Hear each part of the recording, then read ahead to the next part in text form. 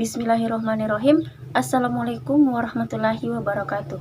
Perkenalkan, nama saya Atri, mahasiswi dari Institut Agama Islam Negeri Palopo, Fakultas Ekonomi dan Bisnis Islam, Prodi Ekonomi Syariah.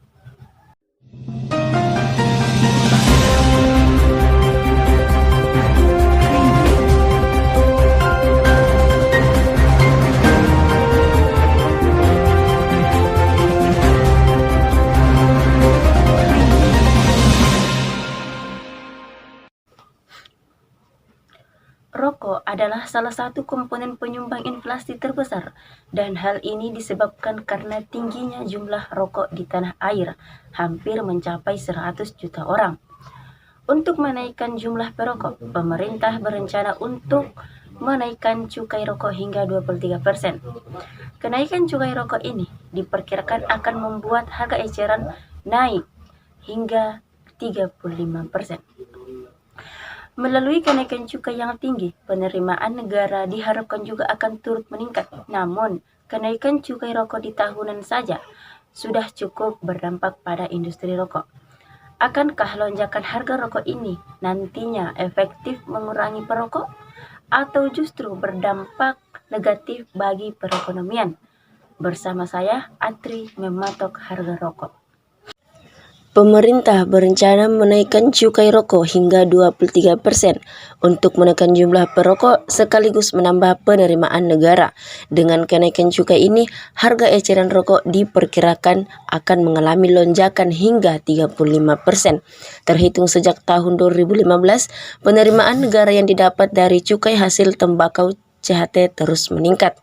Namun bertambahnya penerimaan cukai ini berimbas pada lesunya industri rokok dan tutupnya produsen rokok berskala kecil. Kenaikan harga rokok juga dikhawatirkan akan memicu laju inflasi. Pasalnya, rokok dikonsumsi lebih dari 90 juta masyarakat Indonesia. Sepanjang tahun 2019 saja, rokok bersama dengan kelompok makanan jadi dan minuman sudah menyumbang dengan 26% inflasi. Lalu, bagaimana pemerintah mengelola industri rokok tanah air? Bagaimana sebenarnya sikap Anda atas kenaikan cukai sebesar 23% ini? Iya, cukup terkejut pada saat Menteri Keuangan Sri Mulyani mengumumkan kenaikan cukai di media yang akan naik sekitar 23% dan harga eceran menjadi 35%.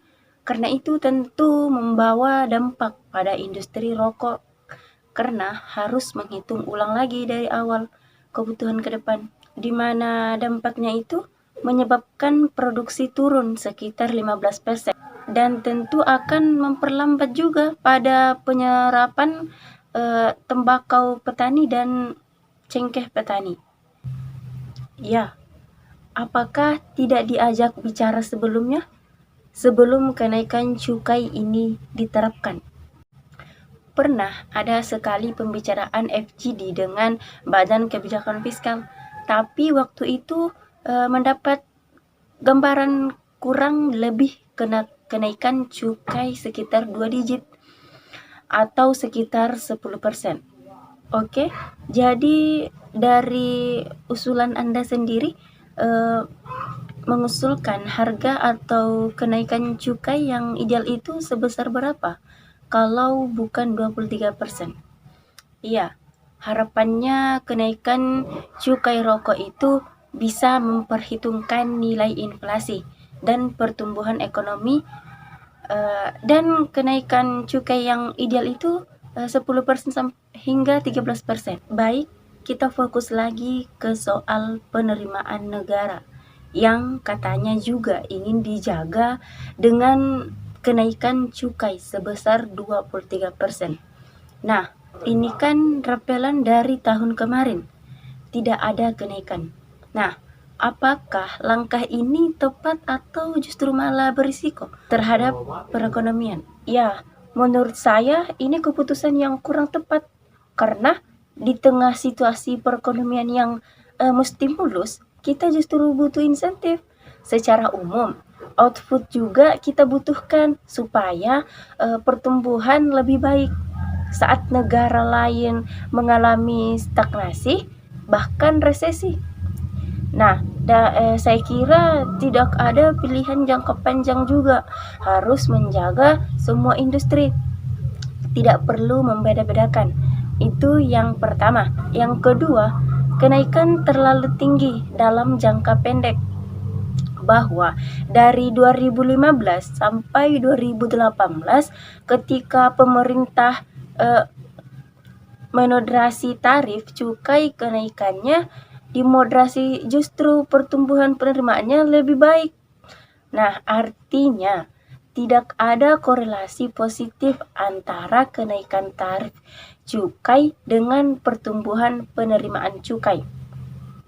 Adapun perhitungannya, yaitu ketika kenaikan tarif cukai tinggi sebelum 2015, ternyata pertumbuhan penerimaan cukai itu lebih rendah dibanding pertumbuhan tarifnya, itu sekitar 10-12%.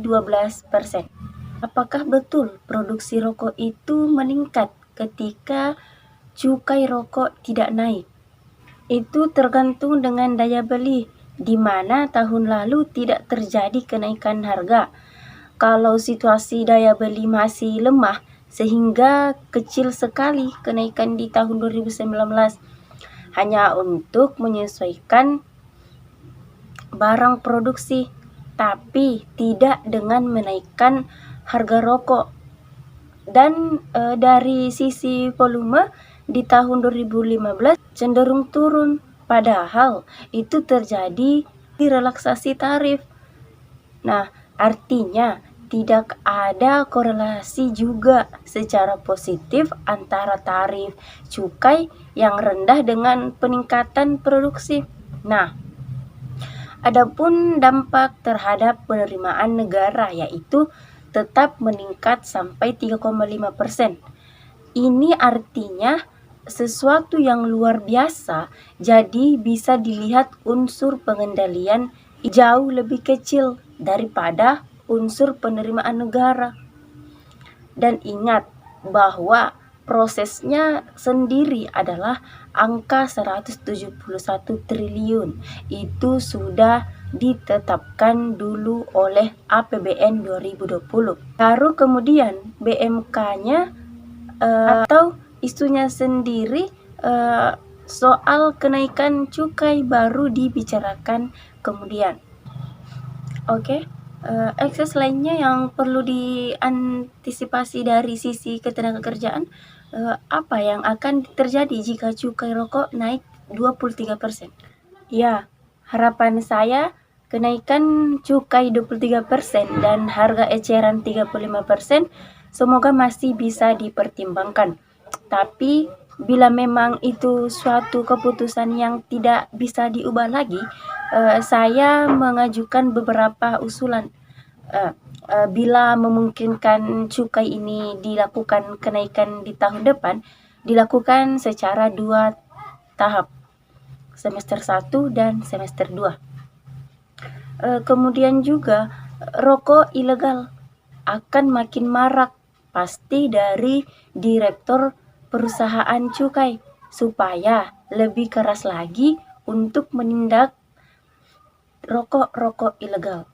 Dan yang perlu diperhatikan juga adalah rokok-rokok elektrik. Baik, terima kasih atas perhatiannya, dan demikianlah perbincangan dalam mematok harga rokok. Saya Atri, terima kasih lagi atas perhatian Anda. Wassalamualaikum warahmatullahi wabarakatuh. Sampai jumpa.